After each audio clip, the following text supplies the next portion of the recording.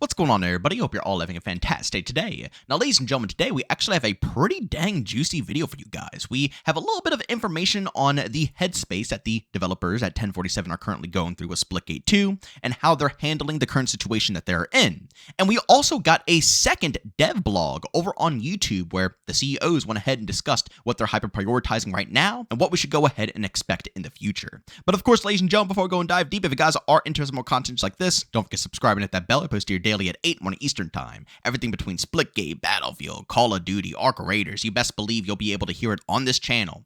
And last but not least, if you guys are interested in my live streams, I do stream Monday through Saturday over on Twitch, starting between 12 to 1 p.m. Eastern time. Of course, if you guys are interested, I can link to the channel down in the description of this video. Alright, so ladies and gentlemen, I actually saw a response to a post over on Reddit by JbowenDaMan saying, "There's a decent chance they are extreme what the hell is the plan mode at the moment, which would explain the lack of communication.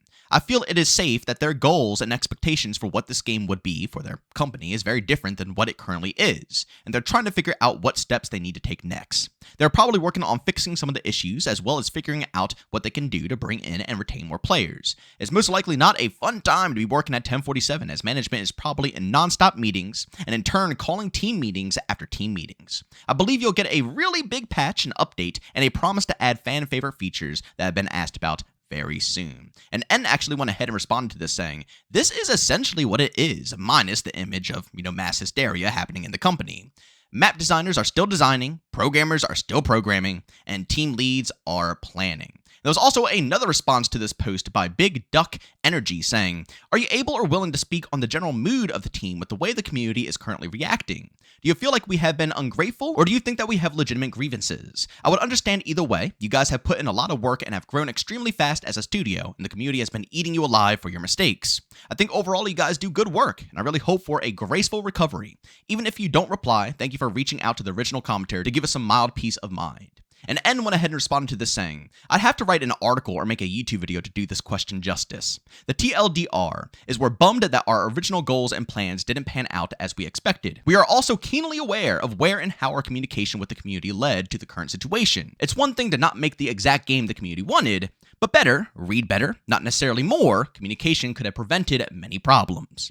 Now we're focused on reevaluating our plans and being careful with how we communicate those plans with you." Now, I know I say this all the time, but I really do appreciate all the communication that these developers give us. Seriously, you don't see this anywhere else. Any other publisher, any other development team, they're not going to be this open and talk about such, touchy topics, very sensitive topics that would typically be swept under the rug. It's just such a breath of fresh air to see developers come out and really discuss the hard, details of what is currently going on.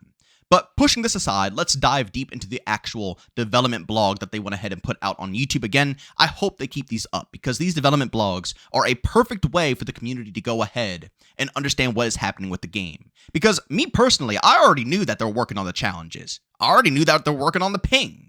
All of these details I knew about, and I discussed it in previous videos, but there's still a lot of people who have no clue about it still. So having these blogs come out where they can really, hyper-prioritize what is being fixed and what they are planning on in the future is huge. And of course, I'll leave a link to that blog down in the description of this video in case you guys want to see it and hear it, with their own eyes and ears. But to go ahead and begin here, the developer's main priority right now is 1010% not content in any way, shape, or form. And honestly, I completely understand because the game is definitely in a very buggy spot. And they said that that's going to be their main priority, making sure they can go ahead and polish off ranked so it's a nice smooth experience and making sure that all the bugs that have been creeping up on them ever since the beta can go ahead and be resolved. Now, to go ahead and start off with some of the ranked topics, they apparently went ahead and fixed one of the biggest issues, which, forced EU players and other players who are across the seas to be forced into NA lobbies, which is a disaster. Now, I don't know if this has been resolved for regular quick play. I hope it is at some point in time. That needs to be top priority, seriously, because if people from overseas can't play the game, they're simply just going to bounce. But to hear that it's resolved in ranked, fingers crossed that's the truth, that is some good news. Again, let me know your experience down in the comments section if that has been improved for you guys. They're also going ahead and working on how ranked actually works, and I do have a completely different video planned for this, where I want to give my criticisms and hopefully some constructive feedback to, help improve the overall experience. But they did confirm that the way that it's working right now is incorrect. It's supposed to be tracking both your skill and your rank. But right now, the rank isn't tracked whatsoever. So basically, it's only going based off of your skill. So if you're a pretty good player when it comes to the arena side of things, it's going to take those stats. And, me personally, I've been going against it a ton. You verse nothing but the top 100. I mean, I'm versing the best Splitgate players in the world, completely out of my league. I mean, I hang. I can still hang, but you can tell, I'm not supposed to be there just yet. I'm supposed to be building up to that point. But again, it's been confirmed that they are working on this, and hopefully it'll be resolved very soon for everybody. Next up here, ladies and gentlemen, they went ahead and discussed a future Sabrask nerf that's going to be coming. And basically what's going to be happening here is the Rattler is going to be catching a nerf.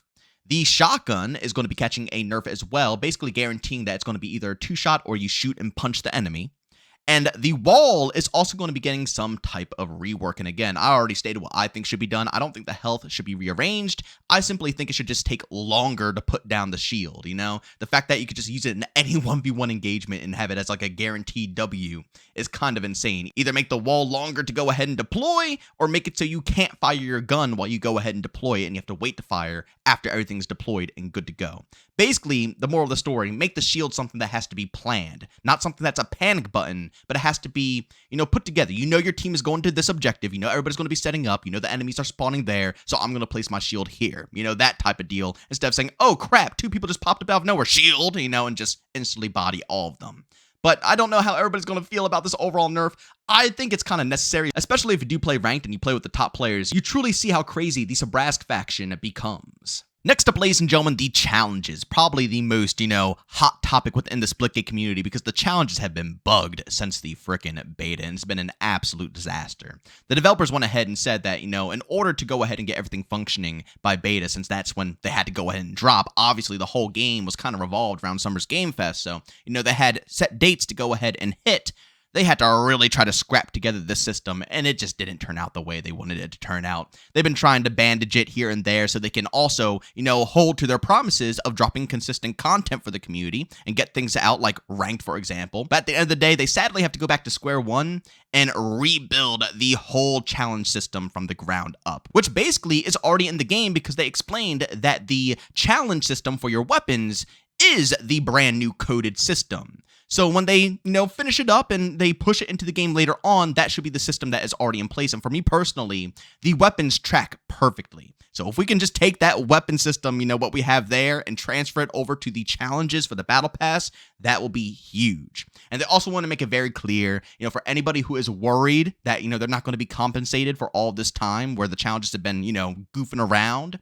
Don't worry about it. The community is going to be compensated one way or the other. And from what I can tell, from what I've seen with 1047, they always live up to those words. Anytime there's an issue, anytime there's a problem that causes people to miss out on content or stuff, they usually always deliver. They always do. Whether it's, operator skins, extra battle pass tokens, so on and so forth, they always provide. So I would say stay calm. Everything should be straight, hopefully in the upcoming couple of weeks. And last but not least, ladies and gentlemen, very simply, please give constructive criticism. It's hilarious because when I went ahead and put out a video about how people aren't actually giving constructive criticism and all they're doing is bashing the game with no details, they're not saying, oh, this is bad because of this, and this is a problem right now that I need to see resolved because this happened. No. It's like, oh, Steam charts it down, bad game.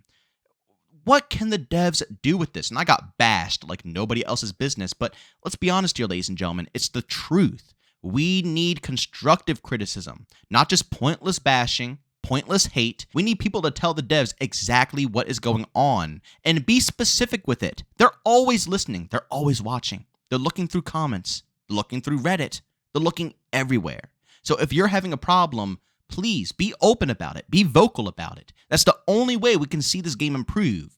But as, the developer stated, and also I stated as well, be constructive. Because we want to see this game succeed, and the only way to do so is if we have fine, detailed, problems being listed to them. For example, I actually have a handful of them. First and foremost, a lot of PC players, I don't know about the console players, but a lot of PC players are running into some huge frame drops. Now, it didn't happen the other day, but for the last couple of days, ever since, the new update was supposed to launch, of that date, my frames have been just dropping to 10. I mean, the game becomes almost unplayable to the point where I have to restart it. And if I finish the game with those low frames, then it completely freezes, and once again, I have to go and restart. I don't know what's causing it, and I think it's only in Onslaught 8v8v8. But that's one thing that I've been running into. Again, the friends list is still a bit bugged for me. I don't know if that's going to be a major thing that should be resolved. I don't think it is. If anything, the friends list issue should be the last thing on the list, but I still want to go ahead and list that for you guys. Again, the challenges are a little bit rough, but of course, we already know the developers are working on this. And also, we are still getting some, lag and hitches. Now, this isn't the same as the frame drop issue. The frame drop issue is completely unique. Like I said, I'll be at like 100, 200 plus, and then drop down to 10, and it stutters, and it's just really, really rough. But I'm talking about like hitches, like minor setbacks in the middle of matches. Still seems to be happening. So further optimization is obviously needed. But again, as I stated, the developers already put it out there for us that these next couple of weeks, they are hunkering down. And right now, their main priority is to make sure all the bugs, all the problems, all the stutters, all the issues are fixed and resolved. And I wish the developers best of luck, seriously. I've been having a blast with this game, and in all reality, for me personally, that's all that needs to be resolved. It's just the core problems that are hindering the overall experience for a lot of the players. If they can just go ahead and polish these off, I feel like more players will be happier to hop back in. But when a player hops in and they still see that they can't progress their dailies, that's going to really put them off. So hopefully, they can hyper-prioritize this, lock in, resolve a bunch of these problems, and then we can finally start branching off and maybe get more content in, more maps, and obviously just go ahead and expand on the overall Splitgate 2 formula. But ladies and gentlemen, as always, go down in the comment section. Let me know what you guys think about all of this information. Do you think it's good? Do you think it's bad? Do you believe the developers? Do you not believe the developers? Honestly, I think that, obviously they're not in the best of spots, and behind the scenes, they don't want to be where they want to be right now. And it's not going completely smooth, but I still have complete faith in them that they can not completely turn the ship around, obviously. I've always stated that this game was going to be niche and it wasn't going to be stupidly popular, but they can get it to a comfortable spot where they can have a core foundation, and I believe that that core foundation can slowly, gradually increase as time goes on, as long as we can get these bugs and, core issues out of the way and never see them again. But if all these bugs from the beta are still going to be present weeks down the road, months down the road, that's just going to continuously keep killing off players. So hopefully they can get that resolved and we can see Splitgate 2 get on the right track. But ladies and gentlemen, as always, if you enjoyed today's video, leave a like. If you hate it, leave a dislike. Don't forget to subscribe and hit that bell. I post your daily at 8 in the morning Eastern time. And of course, if you guys are interested in my live streams, I stream Monday through Saturday over on Twitch, starting between 12 to 1 p.m. Eastern time. Of course, if you guys are interested, you can link that channel down in the description of this video. As always, thank you for tuning in. I'll see you on the next one. Peace out.